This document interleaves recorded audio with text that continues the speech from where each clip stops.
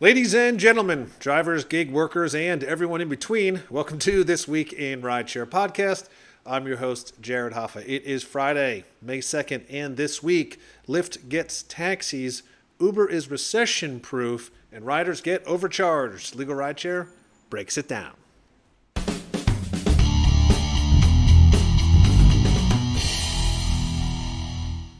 And from Legal Rideshare, I'm joined by the co-founder and lead attorney, Brian Green. Brian, happy Cinco de Mayo weekend.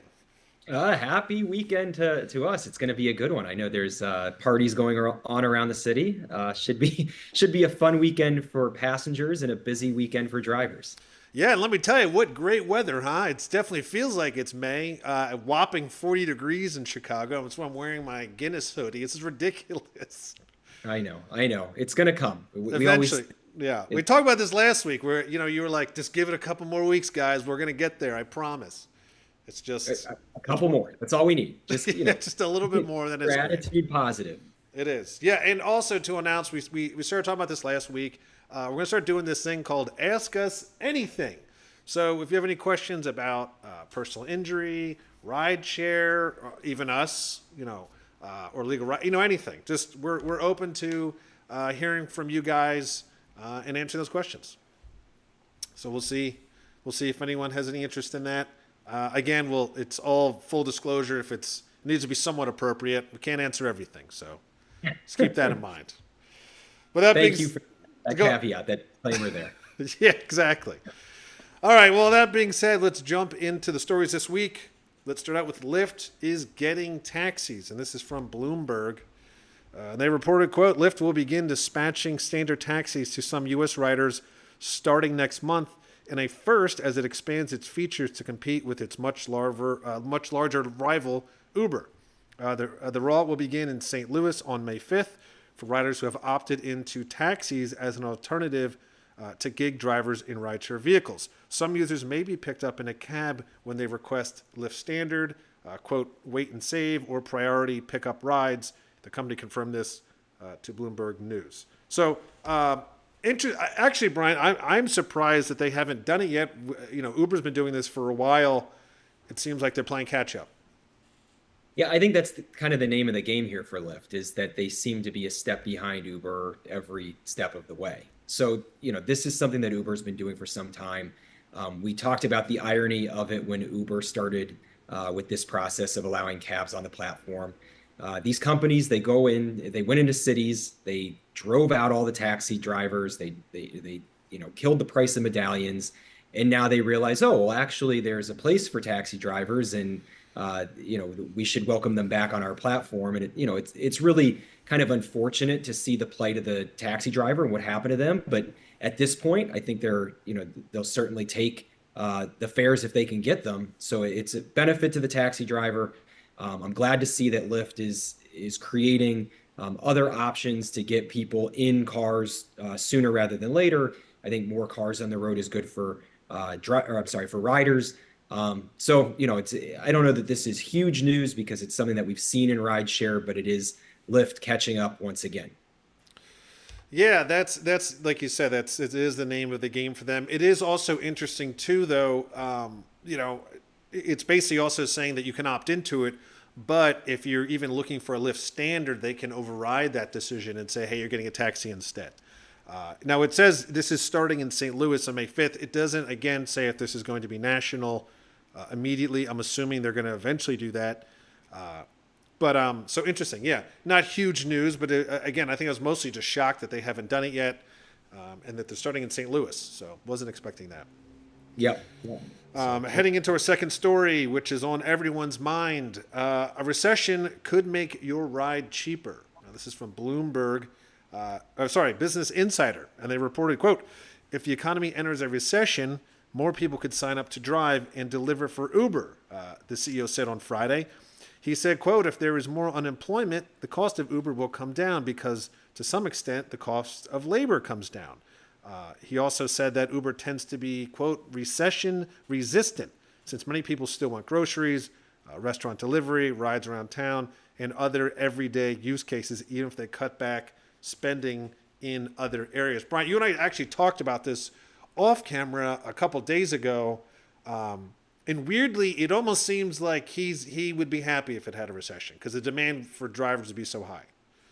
Yeah, what I'm seeing here is that Uber doesn't prioritize its labor. They're saying that, okay, so if there's a recession, we're going to have all of these people who are looking for jobs, looking for ways to make money, and therefore the demand for our product, would, at least from the driver perspective, would go way up. That's going to put more money in Uber's pockets, and they don't care that they're going to end up paying drivers less. They just see this as an opportunity. From business economics perspective, I get what Dara is saying, but from the humanitarian, from the moral perspective, from respecting the worker who's at your company, I don't like the lens that he's looking at this through. I think that he's seeing this, the downturn in the economy as an opportunity for Uber to make more money itself and to pay its workers less. And that's not something that I can get behind.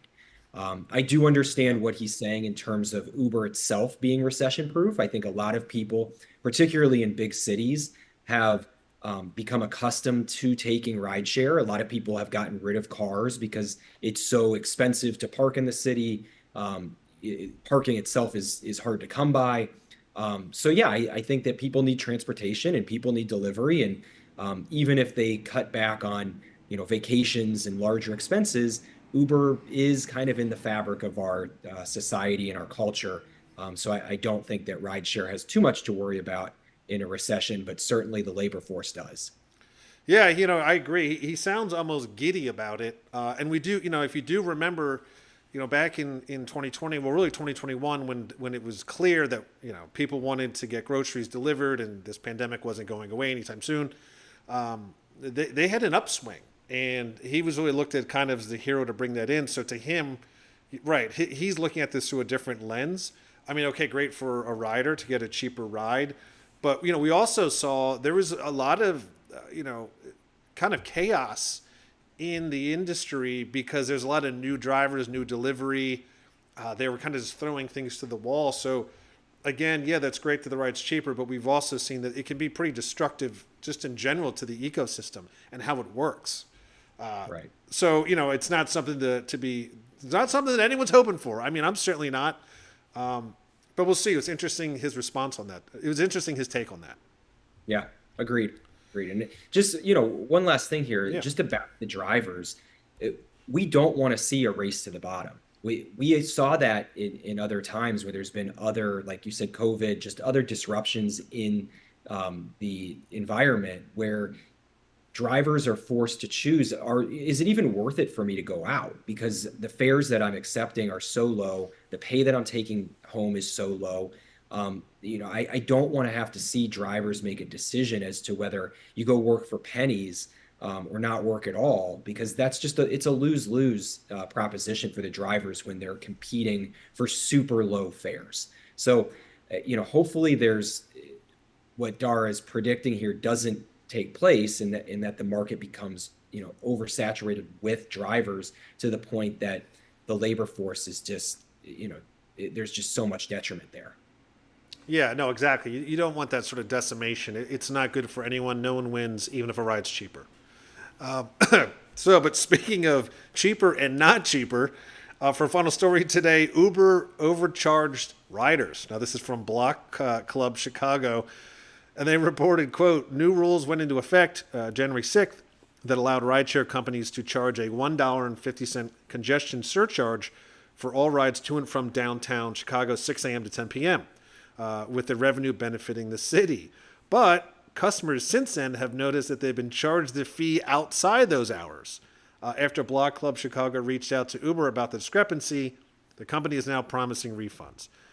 Marty was one of the customers overcharged when he checked his Uber receipt after a recent late night ride home in the West Loop. He caught the $1.50 congestion surcharge tagged onto his fare, even though it was after hours.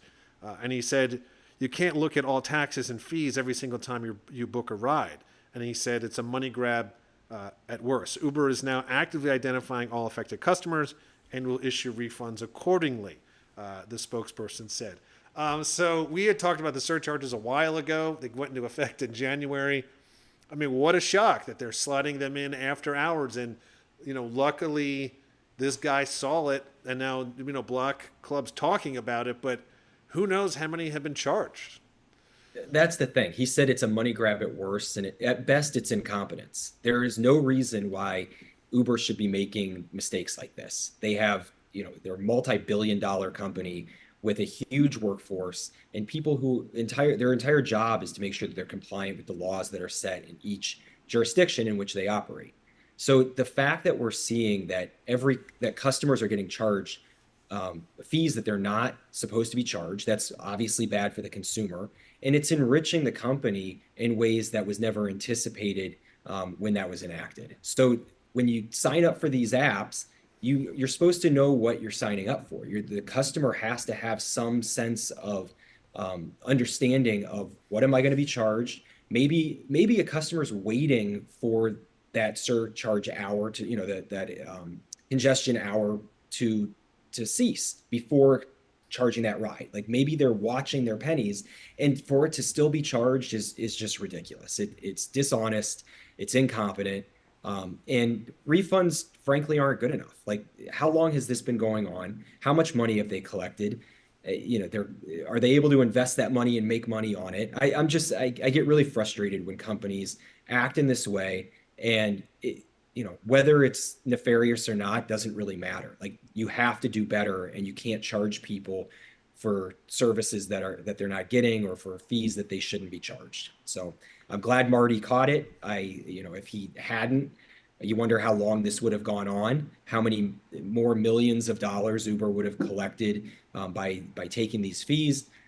So I'm glad that we're putting a stop to it relatively soon, but it's unacceptable. Yeah, it's my favorite sentence in this article is after Block Club Chicago reached out to Uber about the discrepancy, the company is now promising refunds. So basically, it comes down to Block Club Chicago called him out. This guy Marty had proof, and now Uber's saying, "Oh, you got us, and now we're gonna issue refunds." It's something that we've talked about before about drivers, even with deactivations or protesting or unfair practices. It's often once you spotlight them in the media is when you get the attention. Right. They can slide through everything else. They can slide through the protests. They can slide through, not driving. But when news starts to cover them in a bad light, they got to cover their stockholders, right? And so they instantly seem to be like, okay, we're really sorry, or hey, we reactivated that driver from that local news story. It seems to be the way to go. Right. Uber has always operated as, break things and then apologize when necessary later. They're never seemingly doing the right thing first.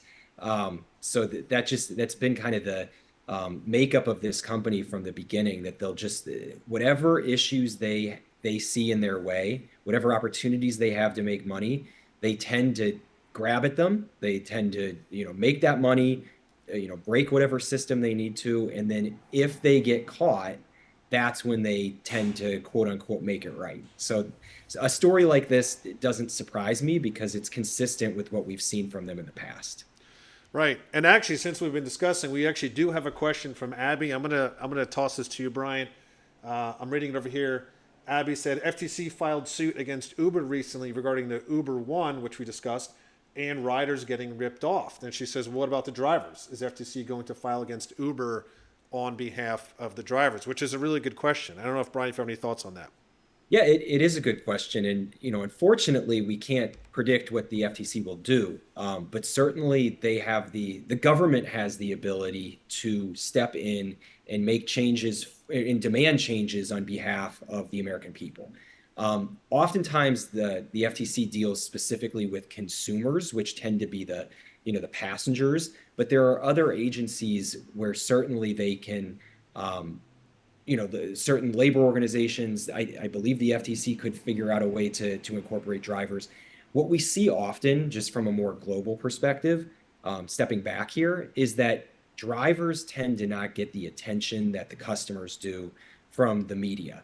And a lot of these things that the government takes up are they start with complaints made by individuals, and the media makes a big deal out of it, and then there's a governmental investigation. So I think the best path forward to protect drivers is to continually put these issues in front of the media, make sure that there's coverage that highlights the issues that drivers face, and that's going to get the attention of the politicians and the government agencies to create some change. So, as I said at the beginning, we can't predict what they'll do, but there are certainly levers that they can pull to protect the driver, and we would love to see them do so.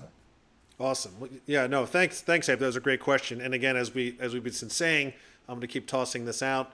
Ask us anything, and that was a great example of that. But if you guys have any questions, even during the show or in between shows, if you comment and you're watching this as a recording, and you comment on Facebook or YouTube or Instagram, we will talk about it live on the show. So thank you guys for watching.